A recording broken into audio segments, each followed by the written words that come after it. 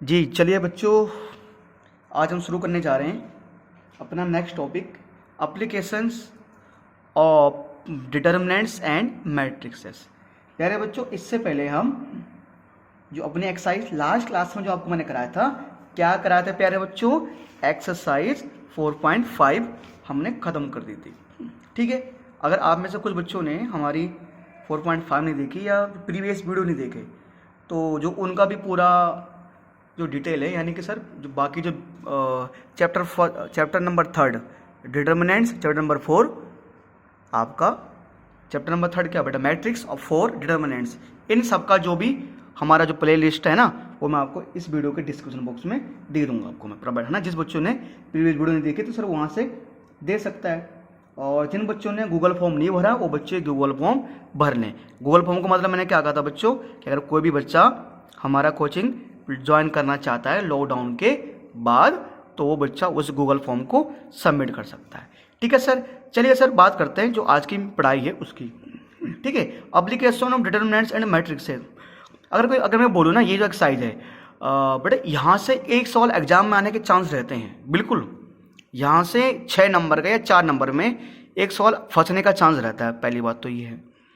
दूसरी बात ये है सर कि यहाँ का जो इसका जो बेसिक है ना, वो बहुत आसान है, बेसिक ज़्यादा समझना नहीं है। जिस बच्चे ने क्लास 10th का बेसिक पढ़ा ना, क्लास 10th में प्यारे बच्चों, आपने क्लास 10th में पढ़ा था ना, pair of linear equation, pair of linear equation in 2 variable, है ना, पढ़ा था ना। तो उसमें आपने बच्चों अलग अलग केस देखे थे प्यारे बच्चों। उसमें आपने क्या क्या केस देखे थे? कुछ उसमें हम ऐसे केस देखते थे, देखो, जैसे कि सर A1 अपॉन में A2 नॉट इक्वल टू आता था B1 अपॉन में B2 के। B1 अपॉन में B2 कब ऐसा होता था सर? आता था, हाँ सर, पढ़ा तो था हमने। ये कभी ये मैं आप बता रहा हूँ क्लास 10th का। क्यों बता रहा हूँ सर? यहाँ पर इसका यूज होने वाला है। एक होता था हमारा कि सर A1 अपॉन में A2 हमारा इक्वल है B1 अपॉन में B2, और ये इक्वल भी है C1 अपॉन में C2। एक होता था सर हमारे पास A1 अपॉन में A2 इक्वल तो है किसके सर? है ना सर, सर दो हो गए हमारे पास। ठीक है सर, A1 अपॉन A2 ये। उसके बाद प्यारे बच्चों कि हमारे A1 अपॉन A2 इक्वल किसके? B1 अपॉन B2 के, पर सर ये इक्वल नहीं है C1 अपॉन में C2 के, है ना सर। अच्छा प्यारे बच्चों, ये हमारे पास ना 2-3 केस आए करते थे। 3 केस हमने क्लास 10th में पढ़े थे प्यारे बच्चों। जब A1 upon A2 equal to B1 upon B2 हुआ करता था, तो सर हम बोलते थे अच्छा इसका मतलब ये है ना कि दो लाइन्स है, यानी कि मतलब क्या है? तो लाइन्स क्या करेगी? इंटरसेक्ट करेगी, इंटरसेक्टिंग, मतलब दोनों लाइन एक दूसरे को काटेगी। इसका मतलब यही तो होता था कि लाइन इंटरसेक्टिंग करेगी, और क्या होगा? सॉल्यूशन कितने होंगे? Only one solution, only one solution, ऐसा बोलते थे हम। हाँ सर, बोलते थे। अच्छा ना, मतलब इसका मतलब लाइन ऐसे काटेगी, कहीं 2 लाइन काटेगी आपस में। बिल्कुल सर, जब ये होता था A1 upon A2 equal to B1 upon B2 equal to C1 upon C2, तो हम इसका मतलब बोलते थे कि लाइन क्या होगी? कोइंसाइड, लाइन होगी कोइंसाइड, मतलब एक लाइन दूसरे के ऊपर होगी, तो लाइन्स होगी कोइंसाइड, लाइन कोइंसाइड होगी, यानी एक के ऊपर एक लाइन होगी। जब एक के ऊपर एक लाइन होगी तो कितने सॉल्यूशन होते थे सर? मैनी सॉल्यूशन होते थे। कितने सॉल्यूशन होते हैं सर? मैनी सॉल्यूशन, बहुत सारे हल होते थे। बिल्कुल सर, होते थे, यानी एक के ऊपर दूसरी लाइन ऐसे वो करती थी। भाई दिखा नहीं सकता है वैसे यहाँ से ना, मैं तो इसके ऊपर रेड पेन चलाता हूँ मैं ना, एक के ऊपर दूसरी लाइन ऐसे कुछ। ठीक है, अच्छा ये जो केस होता था, इस केस का मतलब क्या होता था? इस केस का मतलब होता था ये दोनों इक्वल तो है, ये इक्वल नहीं है। इसका मतलब होता था सर लाइन्स क्या होगी? पैरेलल। सर लाइन्स क्या होगी? पैरेलल होगी, दोनों लाइन्स पैरेलल होगी। जब 2 लाइन पैरेलल होगी, जब एक दोनों लाइन एक दूसरे को काटेगी नहीं, तो सर इसका मतलब क्या है? इसका मतलब है नो सॉल्यूशन। इसका मतलब है नो सॉल्यूशन। तो नो सॉल्यूशन का जब ग्राफ 2 लाइन पैरेलल है, 2 लाइन क्या है? पैरेलल। सर ये क्यों बता रहे हैं आप? बेटा इसका यूज होने वाला है यहाँ पर। अब प्यारे बच्चों, ये तो मैंने बता दिया। अब इसका बेसिकली इनका तो यहाँ पर यूज होने वाला नहीं है, और जो तीसरी चीज बता रहा हूँ इसका आपके चैप्टर में यूज होने वाला है। क्या यूज होने वाला है सर? ये कहता है भैया दो चीजें, एक होता है प्यारे बच्चों देखो कंसिस्टेंट, एक होता है इनकंसिस्टेंट।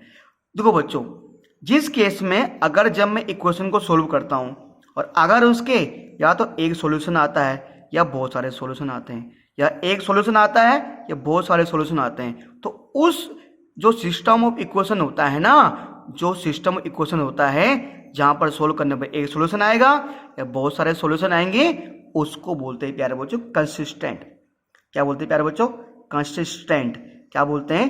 कंसिस्टेंट बोलते हैं। तो यानी इसको क्या बोलते थे प्यारे बच्चों?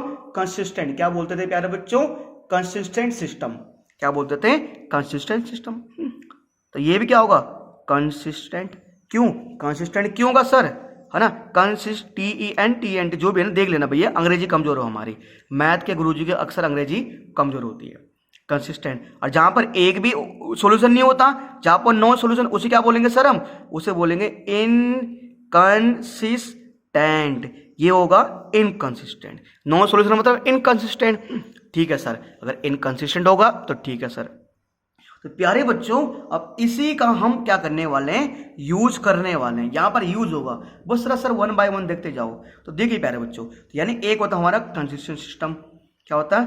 Consistent system. तो मैंने आपको बताया देना कंसिस्टेंट सिस्टम का मतलब क्या होता है कि जहां पर अगर किसी पेयर ऑफ इक्वेशन का क्या होता है सर, एक या एक से ज्यादा सॉल्यूशन होते हैं, उसे बोलते हैं कंसिस्टेंट सिस्टम। तो यानी सर इसको हम ऐसे बोल सकते हैं कि a system of equation, a system of equation said to be consistent, if its solution are exist. A system of equation said to be consistent if its solution are exist. अब वो solution क्या हो सकते हैं? One और more than one. वो या तो वन हो सकते हैं या मोर देन वन हो सकते हैं। क्यों भाई सौरभ, समझ आया? हाँ भाई सौरभ, समझ में आया? आ गया भैया, कह रहा है सौरभ, कह रहा है समझ में आ गया। सर दूसरा क्या होता है हमारे पास? दूसरा भाई क्या होता है? एक होता है इनकंसिस्टेंट सिस्टम। क्या होता है प्यारे बच्चों? इनकंसिस्टेंट सिस्टम, है ना। इनकंसिस्टेंट सिस्टम में क्या होगा सर? वही सेम चीज मैंने आपको बता दिया कि वही सेम लिखेंगे कि a system of equation,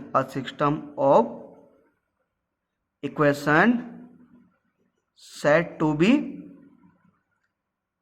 inconsistent if its solution are not exist। अगर इसके सॉल्यूशन है ही नॉट एग्जिस्ट मतलब नो सॉल्यूशन। अगर क्या है? नो सॉल्यूशन, यानी इस वाले केस को बोलेंगे इनकंसिस्टेंट और इन दोनों को बोले कंसिस्टेंट बेटा। ठीक है सर, क्या बेटा आप एक कंसिस्टेंट इनकंसिस्टेंट को समझे? मैं जानना चाहता हूँ बेटा आप समझे हैं? अगर बयान बच्चों समझ गए हो आप तो चलिए सर फिर बढ़ते हैं नेक्स्ट टॉपिक की तरफ। देखो बच्चों, ठीक है, अब प्यारे बच्चों एक काम करते हैं। अब मान लिया मैंने किया, इक्वेशन की बात हो रही है, तो क्लास 10th में तो सिर्फ 2 इक्वेशन होते थे हमारे पास। यहाँ पर ना हमारे पास क्यों मैट्रिक्स 2x2 की मैट्रिक्स होती है, 3x3 की होती है, तो यहाँ पर ना हम क्या, हमारे पास 3 इक्वेशन बनेंगे। तो मैंने मान लिया लेट कि सिस्टम ऑफ इक्वेशन, जो सिस्टम ऑफ इक्वेशन है ना, जो मेरे पास इक्वेशन है वो इस फॉर्म में है। मतलब इक्वेशन है ना वो ऐसे है कि मान लो मेरे पास इक्वेशन, कुछ इक्वेशंस है, ठीक है, a1x plus b1y plus c1z is equal to d1। ये तो आप 10th में क्या देखते थे हम? a1x b1y is equal to c1, कि वहां तो आप 2 वेरिएबल में करते थे, यहाँ पर 3 वेरिएबल हैं। और ये वेरिएबल नाम के लिए है भाई, ये वेरिएबल क्या है? नाम के लिए। तो a2x plus b2y plus c2z equal to d2। ठीक है, मान लो a3x plus b3y plus c3z equal to d3, है ना। कि मान लो प्यारे बच्चों, ये मेरे पास कुछ 3 इक्वेशन दिए हुए हैं। ये मेरे पास क्या दिए हुए हैं? तीन कुछ इक्वेशन दिए हुए, ठीक है। अब अगर प्यारे बच्चों मेरे पास तीन इक्वेशन दिए हुए ना, तो इन तीनों इक्वेशंस को मैं क्या कर सकता हूँ प्यारे बच्चों, इनको ना मैं मैट्रिक्स के फॉर्म में लिख सकता हूँ। क्या कर सकता हूँ प्यारे बच्चों, मैं इनको मैट्रिक्स के फॉर्म में लिख सकता हूँ। यानी प्यारे बच्चों मैं इनको लिख सकता हूँ, मैंने मान लिया लेट, मैंने ए मैट्रिक्स मान लिया और ए क्या मान लिया। देखो ये जो कोएफिशिएंट होता है ना, जैसे मैं यहाँ बात करूँ, मगर बात करूँ एक्स के कोएफिशिएंट, कोएफिशिएंट मतलब जो कोएफिशिएंट का मतलब जो मल्टीप्लाई में, तो मैं बात कर रहा हूँ एक्स का, तो एक्स के साथ मल्टीप्लाई में क्या है, यहाँ a1, यहाँ a2, यहाँ a3। y का कोएफिशिएंट क्या है, b1, b2, b3। z का कोएफिशिएंट क्या है, c1, c2, c3। और ये तो कांस्टेंट नंबर है। तो जो ना करते क्या है ना, जो ये वेरिएबल के कोएफिशिएंट होता है ना, उनको मानता हूँ ए matrix, a1, a2, a3, b1, b2, b3, c1, c2, c3। ठीक है सर, हम मान लिया। अब प्यारे बच्चों जो वेरिएबल होते हैं, जो प्यारे बच्चों जो हमारे पास क्या होते हैं, वेरिएबल होते हैं, उन्हें मानते हैं एक एक्स, कैपिटल एक्स वाला मैट्रिक्स। वेरिएबल सबको मैंने मान लिया एक्स वाई जेड, जो मेरे पास है ना एक्स वाई जेड, ये इसको मैट्रिक्स मैंने ये मान लिया। अगला जो मेरे पास है बी मैट्रिक्स, एक मेरे पास होता है बी मैट्रिक्स। बी में क्या मानता है, जो कांस्टेंट होते हैं, ये जो कांस्टेंट होंगे सारे d1, d2, d3 ना, ये सारे कांस्टेंट होते हैं। तो d1, d2 और d3 ये मेरे बी मैट्रिक्स में आ गए। तो प्यारे बच्चों ये तो मैंने मान लिया, ये मेरे पास इक्वेशन दिया होता कोई, मैंने उसको मैट्रिक्स मान लिया। अब क्या करते हैं बेटा, ठीक है, तो यहाँ पर जो होता है कि यहाँ पर होता है कि system of equation, system of equation can be, system of equation can be return, can be return in the form, can be return in the form of the system equation can be written in the form of ax into b, ax into b। मतलब इस पूरे को जो मेरे पास जो the system equation, मतलब ये जो मेरे पास इक्वेशन दिए हुए थे ना, उसको मैं किस फॉर्म में लिख सकता हूँ प्यारे बच्चों, ax प्लस b। किस फॉर्म में लिख सकता हूँ प्यारे बच्चों, मैं उसको ax प्लस b के फॉर्म में लिख सकता हूँ, ठीक है। अच्छा, जैसे मान लो मैं ये ना यहाँ पर मैं साइड में रफ वर्क कर रहा हूँ, मैं क्या कर रहा हूँ साइड में रफ वर्क। मैंने कहा जैसे मेरे पास है प्यारे बच्चों कुछ मेरे पास क्या है, जैसे मान के चलो प्यारे बच्चों मेरे पास ना कुछ वेरिएबल है, जैसे x plus y plus z is equal to 5, 2x minus 3y plus 8z is equal to 9, x plus y minus 9z is equal to 2 मेरे पास। अब ये मेरे पास तीन इक्वेशन है, मुझे कह रहा है कि find the value of x y and z, मुझे कह रहा है कि एक्स वाई जेड की वैल्यू निकालो। तो मैंने अब अगर मुझे एक्स वाई जेड की वैल्यू निकालनी है, तो सबसे पहले मुझे ये जो मेरे पास इक्वेशन दी हुई है उसको पहले मैं इस फॉर्म में लिखूंगा, है ना। जैसे मान लो कि यहाँ पर x जगह क्या है 1, यहाँ 1 आएगा, या x जगह 2 है यहाँ 2 आएगा, या x जगह 1 है यहाँ 1 आ जाएगा। पहले इस फॉर्म में लिख दूंगा मैं। फिर यानी ये होता है x और ये a होता है, ये x होता है, b होता है। अब अगर मुझे किसकी वैल्यू निकालनी है, एक्स वाई जेड की।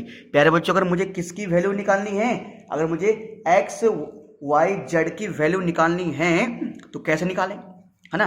एक्स वाई जेड की वैल्यू कैसे निकालें वो बता रहा हूँ बच्चों। तो प्यारे बच्चों मैंने क्या कहा आपको कि मैं इसको तो मैंने एक को मैंने a माना, वेरिएबल को मैंने x माना, कॉमन सेट को मैंने b माना। मैंने किस फॉर्म में लिख सकते हैं, ax इंटू बी ना, यानी ax इंटू बी मतलब a मतलब ये सारे a1 a2 a3 b1 b2 b3 c1 c2 c3, ठीक है। x में क्या आएगा मेरे पास, x y z वाला पार्ट, ठीक है। और b में क्या आएगा मेरे पास, b में तो इक्वल टू b ना, तो d1 d2 d3 सर लिख सकते हैं, बिल्कुल लिख सकते हैं। मैंने कहा ना इसको इस फॉर्म में लिख सकते हैं। अब मान के चलो प्यारे बच्चों मुझे क्या निकालना है, मुझे अगर एक्स वाई जेड की वैल्यू निकालनी है। क्या निकालनी है, एक्स वाई जेड की वैल्यू निकालनी है। कैसे निकाले जाएं उसका मैं आपको डेरिवेशन बता रहा हूं, उसका मैं आपको डेरिवेशन बता रहा हूं। सॉरी प्यारे, देखो सर ये ए एक्स इज इक्वल टू मैंने बी लिखा, बिल्कुल सर लिखा मैंने, एक्स बराबर बी लिखा, ठीक है। प्यारे बच्चों मान के चलो ना मैं पूरे को, इस पूरे इक्वेशन को मैं मल्टीप्लाई कर रहा हूँ ए इनवर्स से। किससे मल्टीप्लाई कर रहा हूँ, ए इनवर्स से। तो इसको मल्टीप्लाई किया मैंने ए इनवर्स से, ठीक है, इसको मल्टीप्लाई किया बेटा मैंने किससे, ए इनवर्स से, ठीक है। अच्छा प्यारे बच्चों, देखो बेटा प्यारे बच्चों आप जानते हो अगर आप ए को मल्टीप्लाई करो किससे, ए इनवर्स से, है ना, तो सर आपका क्या आएगा, आइडेंटिटी मैट्रिक्स क्या आएगा प्यारे बच्चों, आइडेंटिटी मैट्रिक्स आएगी, आई आएगा ना, ए इंटू इनवर्स यानी आई आएगा, बिल्कुल आई आएगा इंटू में एक्स, ठीक है। अब बी को करो ए से तो ये तो ऐसे रहेगा, ठीक है। अच्छा आइडेंटिटी मैट्रिक्स को चाहे लिखो ना लिखो बात एक ही है ना, एक्स इक्वल टू क्या हो जाएगा, बी इंटू ए इनवर्स। अब मुझे प्यारे बच्चों ये हो गया ना। अच्छा अब प्यारे बच्चों अगर इस केस में ये मेरे पास एक्स वाई वगैरह मेरे पास जेड है, ठीक है। अब प्यारे बच्चों अगर मुझे इस वाले केस में, है ना, इस वाले केस में सर किसकी वैल्यू निकालनी थी मुझे, अगर एक्स की वैल्यू निकालनी थी, एक्स मतलब, अरे एक्स मतलब क्या है, एक्स मतलब क्या है बेटा, एक्स मतलब क्या है, यहाँ देखो आप, एक्स मतलब क्या है, एक्स मैट्रिक्स, यानी एक्स मतलब एक्स मैट्रिक्स, और एक्स मैट्रिक्स में क्या है, एक्स वाई जेड। तो अगर आपको एक्स वाई जेड की वैल्यू निकालनी है ना तो कैसे निकाल सकते हैं अब, है ना, बी जो बी मैट्रिक्स है, जो क्या है बी मैट्रिक्स है, उसको किससे मल्टीप्लाई करना है आपको, ए इनवर्स से, उसको किससे मल्टीप्लाई करना है, ए इनवर्स से। और ए इनवर्स कहाँ से आएगा, ए इनवर्स पता है ना, ए इनवर्स कैसे आता है, साइड में कर रहा हूं, पता नहीं ए इनवर्स सूत्र बताया था ना, क्या होता है सौरभ ए इनवर्स निकालने का फॉर्मूला, एडजॉइंट, हाँ एडजॉइंट ए अपॉन में डिटरमिनेंट्स ए, है ना। इसका मतलब समझ गए भैया आप, यानी ये तो बहुत टिपिकल होने वाला है, टिपिकल नहीं भैया 4 से 6 नंबर का सवाल आएगा। तो मतलब अगर मुझे एक्स वाई जेड की वैल्यू निकालनी है तो पहले मुझे एडजॉइंट ए निकालना पड़ेगा, और एडजॉइंट ए मतलब पहले कोफैक्टर निकालो, फिर एडजॉइंट ए निकालो, फिर डिटरमिनेंट्स निकालो, फिर ए इनवर्स आएगा, फिर 20 मल्टीप्लाई करेंगे। पर आपको टेंशन लेने की आवश्यकता नहीं है यार, ये तो अभी जस्ट क्या है आपका बेसिक समझा रहा हूं आपको मैं, छोटे छोटे कॉन्सेप्ट समझा रहा हूं ना, आप दिक्कत मत लो सर, आप ये समझो, आप पहले ये बोलो सर समझे नहीं समझे, आप जल्दी से बोलो, अब जल्दी से बोल दो भाई समझे नहीं समझे। अगर आप ये समझ गए, ठीक है, ये बेसिक चीज कि अगर मुझे एक्स में जो एक्स वाई जेड की वैल्यू ऐसे निकलेगी, कैसे निकलेगी, जब हम कुछ क्वेश्चंस करेंगे तब समझ पाएंगे बच्चों, है ना। अब ये बेसिक चीज यार, और बेसिक चीज समझ लो, है ना, क्वेश्चन पे आ रहे हैं बस, बेसिक खत्म हो गया तो वो समझ जाएंगे सर हम, ठीक है। ये समझ गए सर आप, अरे सर समझ गए, हाँ ना बोलो यार, चलो सर उम्मीद कर रहा हूं मैं आप चीजों को समझ रहे होंगे, ठीक है। तो यार एक काम करते हैं अब जो एक और कॉन्सेप्ट बचा है ना, एक और कॉन्सेप्ट क्या बचा हुआ है यार, ये जो बड़ा कॉन्सेप्ट है, बड़ा एकदम बहुत ही बगड़म वाला सवाल है, ठीक है।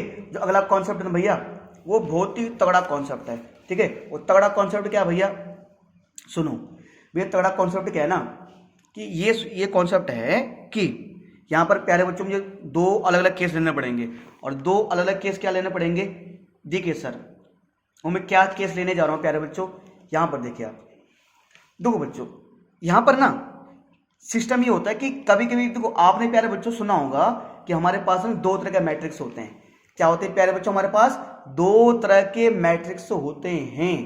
क्या होते हैं प्यारे बच्चों, हमारे पास 2 तरह के मैट्रिक्स होते हैं, ठीक है। तो मैं यहाँ पर 2 केस ले रहा हूँ, एक ले रहा हूँ मैं केस फर्स्ट, क्या ले रहा हूँ प्यारे बच्चों में, केस फर्स्ट। सर आसान चीज है, कुछ नहीं है सर, आसान चीज है बेटा, केस फर्स्ट। तो देखो बेटा केस फर्स्ट ये कहता है कि if A is a singular matrix, A एक सिंगुलर मैट्रिक्स है, A is a singular matrix. अब पता है सिंगुलर मैट्रिक्स मतलब क्या होता है, लास्ट क्लास में बताया था, और ऊपर हो रहा है, ठीक है बेटा। सिंगुलर मैट्रिक्स मतलब क्या पता है ना सर, सिंगुलर मैट्रिक्स का मतलब क्या होता है बताया लास्ट क्लास में ना। सिंगुलर मैट्रिक्स का मतलब होता है कि जिस मैट्रिक्स का डिटरमिनेंट्स 0 नहीं आता, जिस मैट्रिक्स का डिटरमिनेंट्स 0 नहीं आता उसे क्या बोलते हैं हम, सिंगुलर मैट्रिक्स। क्या बोलते हैं उसको, नॉन सिंगुलर मैट्रिक्स। क्या बोलते हैं सर उसको बोलते हैं नॉन सिंगुलर मैट्रिक्स, है ना। तो if A is a non, sorry मैंने यहाँ लिख दिया सिंगुलर, लिख दिया नॉन आएगा ना यहाँ पे, क्या आएगा, नॉन आएगा। तो if A is a non singular matrix, अगर ए नॉन सिंगुलर मैट्रिक्स है, नॉन सिंगुलर मैट्रिक्स मतलब भैया लास्ट क्लास में बताया था, जिस मैट्रिक्स का डिटरमिनेंट्स 0 नहीं आता, तो जिसका डिटरमिनेंट 0 नहीं आएगा उसे बोलेंगे सिंगुलर मैट्रिक्स, नॉन सिंगुलर क्या बोलेंगे, नॉन सिंगुलर मैट्रिक्स, ठीक है। अच्छा ध्यान दो, ये आता ना, और हाँ, और जिसका डिटरमिनेंट 0 नहीं आता उसका इनवर्स पॉसिबल होता है, यानी ऐसे वाले जो हमारे पास मैट्रिक्स हैं उनका, है ना, मतलब ऐसे वाले जो हमारे पास ये भी जो डिटरमिनेंट्स आएंगे ऐसे वाले डिटरमिनेंट्स का या हम बात करें मैट्रिक्स का, ऐसे वाले जो मैट्रिक्स नॉन सिंगुलर होते हैं उनका हम इनवर्स निकाल सकते हैं। तो नॉन सिंगुलर मैट्रिक्स क्या होते हैं? जिनका डिटरमिनेंट जीरो नहीं आता। तो जो नॉन सिंगुलर मैट्रिक्स होते हैं प्यारे बच्चों, जिन भी मैट्रिक्स का डिटरमिनेंट जीरो नहीं आएगा, उनका जो आएगा ना, इनका जो सॉल्यूशन होगा ना प्यारे बच्चों, जो जब इनको सॉल्व करेंगे ना, यानी कि जब इस ऐसे वाले मैट्रिक्स को सॉल्व करेंगे ना, कभी भी हम जब सॉल्व करेंगे ना प्यारे बच्चों, तो वहां पर आता है, उसे बोलते हैं only one solution. Only one solution, यानी इसका सॉल्यूशन एक क्या आएगा? Only one solution. और इस सॉल्यूशन होगा कंसिस्टेंट। क्या होगा प्यारे बच्चों? कंसिस्टेंट। क्या होगा? कंसिस्टेंट। ओनली वन सॉल्यूशन और कंसिस्टेंट मैंने अभी बताया था आपको। और कंसिस्टेंट का मतलब क्या होता है? देखो मैंने बताया था ना, जब ओनली वन सॉल्यूशन मतलब इसका मतलब जो लाइन इंटरसेक्ट कर रही होंगी, पर फिलहाल यहाँ पर लाइन का कोई मतलब नहीं है यार, फिलहाल यहाँ पर लाइन का मतलब नहीं है, पर ओनली वन सॉल्यूशन इसका मतलब होता है, यानी ओनली वन सॉल्यूशन, यानी कि सर इसका जो इनवर्स है ना, यानी इसका इनवर्स सर क्या हमारा एग्जिस्ट करता है। ठीक है सर, ये बोल सकते हैं कि इसका इनवर्स जो है वो एग्जिस्ट करता है। और बेटा ओनली क्या आएगा हमारा, इसमें क्या आएगा प्यारे बच्चों? ओनली यूनिक सॉल्यूशन आएगा और क्या होगा? कंसिस्टेंट होगा। ठीक है, अच्छा तो प्यारे बच्चों ये मैं आपको बताया, मैंने क्या बताया? Case first. देखो इसमें दो केस है बस। पहला केस आसान है, अगर किसी मैट्रिक्स का डिटरमिनेंट्स अगर कोई मैट्रिक्स नॉन सिंगुलर है, उसका डिटरमिनेंट जीरो के बराबर नहीं आता, इसका मतलब जो उस मैट्रिक्स को सोल्व करेंगे ना, तो उसका ओनली एक सॉल्यूशन, वन सॉल्यूशन उसको बोलेंगे, और यानी क्या होगा? कंसिस्टेंट होगा ये। और प्यारे बच्चों जो सेकंड केस है, जो केस सेकंड है, जो क्या है प्यारे बच्चों? जो केस सेकंड है, जो केस क्या है? जो केस सेकंड है।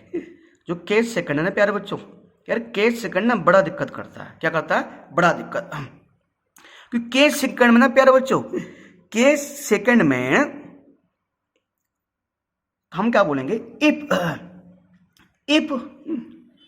A is a singular matrix, if A is a singular matrix. अगर ए कौन सा मैट्रिक्स है? A is singular matrix. इसका मतलब क्या है कि इसका डिटरमिनेंट्स कितना आएगा? जीरो है। इसका डिटरमिनेंट्स कितना आएगा? जीरो आएगा। तो if A is a singular matrix, अगर ए सिंगुलर मैट्रिक्स तो इसका डिटरमिनेंट जीरो आएगा। तो जो ऐसा सिस्टम होगा, मैं जो इक्वेशन होगा ना, तो उसको क्या बोलेंगे सर? यहाँ पर तो सर आपने बोल दिया सर, यहाँ पर तो क्या, यहाँ पर सर हमने क्या बोल दिया? यहाँ पर तो हमने बोल दिया सर कंसिस्टेंट और इनकंसिस्टेंट, है ना। यहाँ पर तो हमने बोल दिया कि सर जो इस तरह का सिस्टम ऑफ इक्वेशन होगा, जो इस तरह का सिस्टम ऑफ इक्वेशन वो कंसिस्टेंट होगा। इसमें क्या होगा प्यारे बच्चों? यानी अगर आपका डिटरमिनेंट जीरो के बराबर आता है, अगर आपका डिटरमिनेंट जीरो के बराबर आता है, तो प्यारे बच्चों यहाँ पर दो चांस हो जाते हैं। क्या हो जाते हैं? यहाँ पर दो चांस हो जाते हैं। मतलब यहाँ पर ये मत बोलना कि हाँ अच्छा सर डिटरमिनेंट जीरो आ गया तो कंसिस्टेंट, और डिटरमिनेंट जीरो नहीं आया तो कंसिस्टेंट, और जीरो आ गया तो इनकंसिस्टेंट। ये मत बोलना। नहीं सर, हाँ ये तो पता है, ये तो कंफर्म है कि इसका इनवर्स नहीं आ सकता, क्योंकि यार हमने पढ़ा था ना कि जिसका डिटरमिनेंट जीरो नहीं होता उसका इनवर्स पॉसिबल है, पर इस वाले मैट्रिक्स का इनवर्स पॉसिबल नहीं है। इनवर्स तो पॉसिबल नहीं है, पर बात हो रही है कंसिस्टेंट इनकंसिस्टेंट। देखो बेटा, जब भी डिटरमिनेंट जीरो आता है ना, तो दो केस बनते हैं। एक केस बनता है बेटा, यहाँ एक केस मानना पड़ता है कि अगर जब डिटरमिनेंट जीरो आ गया, अब इसको हम एक और मौका देंगे, कि अगर हमारे पास एडजॉइंट ऑफ बी है ना प्यारे बच्चों, अगर हम बात करें यहाँ पर, अगर हम बात करें adjoint of A into B matrix, अगर क्या आता बेटा? अगर ये जीरो के बराबर नहीं आता, ध्यान दो। एडजॉइंट ऑफ बी का मतलब क्या है भैया? बी मतलब ये जो एडजॉइंट ए, मतलब ए तो मैट्रिक्स ये है आपके पास, ए मैट्रिक्स तो ये आपके पास है, यहाँ तो कोई नंबर होंगे, और बी मतलब ये यहाँ भी कोई नंबर होंगे ना। अब जैसे ये ए में तो ये 2 3 कुछ कांस्टेंट नंबर आएंगे ना ए मैट्रिक्स में, बी में कोई नंबर होंगे ना। ठीक है, थोड़ा कुछ समझने की कोशिश करो सर, थोड़ा बेसिक चीज़ है, और गहराई समझ में कब आएगा? जब हम कुछ क्वेश्चन करेंगे। तो यहाँ पर दो केस बन जाते हैं। अगर डिटरमिनेंट जीरो आ गया तो भी 2 केस बनेंगे। तो अगर डिटर्मिनेंट 0 आता है और ऐसे केस में हम और सोल्व करेंगे, डिटर्मिनेंट 0 नहीं आया तो कंसिस्टेंट हो जाएगा। अगर मुझे सवाल में पूछ रहा है सिर्फ कंसिस्टेंट और इनकंसिस्टेंट पूछ रहा है, तो डिटर्मिनेंट 0 नहीं आया तो मैं लिख दूंगा कंसिस्टेंट, में छोड़ दूंगा यहीं पर। मेरा सवाल हो गया आंसर, मेरा सवाल आसान हो गया, ठीक है, कोई दिक्कत नहीं है। अब मुझे एक ऐसा सवाल आ गया जिसका डिटर्मिनेंट 0 आ रहा है, तो भाई वहां दिक्कत बात हो जाती है। फिर मुझे सवाल को थोड़ा और आगे सोल्व करना पड़ेगा। कैसे? वहां मुझे दिखाना पड़ेगा, और ये दिखाना पड़ेगा मुझे डिटर्मिनेंट ए का निकालना पड़ेगा एडजॉइंट। तो अगर एडजॉइंट ए और बी दोनों का प्रोडक्ट नॉट 0 आता है, तो इसका मतलब प्यारे बच्चों जो ऐसा वो बनेगा ना, जो ऐसा सिस्टम ऑफ इक्वेशन होगा, जो ऐसा सिस्टम ऑफ इक्वेशन होगा ना, उसको बोलेंगे इनकंसिस्टेंट। क्या बोलेंगे प्यारे बच्चों? उसको बोलेंगे हम इनकंसिस्टेंट बोलेंगे। अच्छा, इनकंसिस्टेंट रटने का एक तरीका है, याद करने का तरीका है क्या है? देखो भाई, ये भी 0, ये नॉट इक्वल 0, तो इन दोनों को बन नहीं रहे ना, ये इक्वल वाला है, ये नॉट इक्वल वाला है, तो इन हो गया ना। जैसे आपको ना प्लस माइनस क्या होता है, माइनस मान लो, तो 0 वाला है equal to 0, not equal to 0, तो इन आ जाएगा, ये आ जाएगा इनकंसिस्टेंट। और जो भी आपका इनकंसिस्टेंट आता है उसका कोई भी सॉल्यूशन नहीं होता। बताया था पीछे अभी आपको, जिसमें भी कोई इनकंसिस्टेंट वाले में कोई भी सॉल्यूशन नहीं आएगा, तो यहां पर आएगा नो सॉल्यूशन। क्या आएगा यहाँ पर? No solution. ठीक है, यहां पर तो कंसिस्टेंट आएगा और ओनली वन सॉल्यूशन आएगा, यहां पर इनकंसिस्टेंट और नो सॉल्यूशन। ठीक है, और भैया ये केस और बोल रहा है कि सर अगर मान के चलो, अगर एडजॉइंट ए इंटू में बी, अगर एडजॉइंट ए इंटू में बी मैट्रिक्स का प्रोडक्ट 0 आ गया तो, 0 आ गया तो ये भी भाई, ये भी 0, ये भी 0, तो 0 0 मतलब इक्वल टू प्लस प्लस, तो इसका मतलब यहां पर क्या होगा? कंसिस्टेंट। क्या होगा प्यारे बच्चों? यहां पर क्या होगा? कंसिस्टेंट। यहां पर होगा प्यारे बच्चों, इसे बोलेंगे कंसिस्टेंट। इस इक्वेशनल सिस्टम को बोल सकते हैं कंसिस्टेंट। ठीक है सर, कंसिस्टेंट तो बोल देंगे इसको ना सर हम बुक, अगर आप बुक के अकॉर्डिंग देखोगे ना प्यारे बच्चों, तो इसको सर कंसिस्टेंट भी बोला गया है और इनकंसिस्टेंट बोला गया, इनकंसिस्टेंट, इसको कंसिस्टेंट भी बोला गया है और इनकंसिस्टेंट भी बोला गया। ठीक है, और यानी अगर कंसिस्टेंट इनकंसिस्टेंट दोनों हैं, अगर कंसिस्टेंट इनकंसिस्टेंट दोनों हैं, तो यानी कि इसका मैनी सॉल्यूशन भी हो सकता है, मैनी सॉल्यूशन भी हो सकता है और नो सॉल्यूशन भी हो सकता है। ध्यान रखना प्यारे बच्चों, मैनी सॉल्यूशन भी हो सकता है और नो सॉल्यूशन भी हो सकता है। वैसे ऐसे वाला केस ना हमारे पास बनता नहीं है। तुम बोलोगे सर यार फिर तो कैसे? सर ठीक है सर, ये तो मैं बता दें, एकदम क्लियर है, एकदम क्लियर है कंसिस्टेंट, सर ये एकदम क्लियर है इनकंसिस्टेंट। अब सर यहाँ पर अगर इन दोनों का प्रोडक्ट 0 आ गया और एग्जाम में पूछ लिया कि कंसिस्टेंट इनकंसिस्टेंट है, तो कोई दिक्कत नहीं, लिख देंगे कि it is may be consistent और इनकंसिस्टेंट। दिस सिस्टम, यहां लिखेंगे this system of equation may be consistent और इनकंसिस्टेंट, और लिख देंगे मैनी सॉल्यूशन नो सॉल्यूशन, ये दोनों हो सकता है। ठीक है सर, ये जो बात नहीं है ना, जो चीज दो, बस ये अगर आप दो सुनो, अगर ये 2 चीजें समझ गए ना, तो समझो एक्सरसाइज कौन सी हमारे पास 4.6, समझो 4.6 आप चुटकी में कर लो। कैसे कर लोगे? एकदम चुटकी में कर लोगे भाई, कुछ नहीं आपके पास, आपके लिए 4.6 फिर कुछ नहीं आपके लिए। अब सर ऐसे कर लोगे उसको, ठीक है, अगर ये समझ गए है ना, determinant A not equal to 0, तो सर ओनली वन सॉल्यूशन और कंसिस्टेंट। अगर डिटरमिनेंट ए 0 आया तो वो कंसिस्टेंट भी हो सकता है, इन भी हो सकता है। तो अगर यहां देखना पड़ेगा adjoint A into B not 0, तो इनकंसिस्टेंट और नो सॉल्यूशन। और एडजॉइंट ए इंटू बी अगर 0, एडजॉइंट ए इंटू बी अगर क्या आया 0 आया, तो कंसिस्टेंट भी हो सकता है और इनकंसिस्टेंट भी हो सकता है। ठीक है, मैंने सॉल्यूशन और नो सॉल्यूशन। प्यारे बच्चों, जो आपके ना प्यारे बच्चों आपके एक्सरसाइज में ना बेसिकली ये वाला केस बहुत आया नहीं है, ना के बराबर है, ये है ही नहीं। सारे क्वेश्चन या तो ये वाले होंगे या यहां से लाई करेंगे बेटा। ठीक है, अगर प्यारे बच्चों बेसिक समझ गए हो आप, तो ये काम करते हैं हम, चलिए बढ़ते हैं एक्सरसाइज की तरफ, एक्सरसाइज 4.6 की तरफ।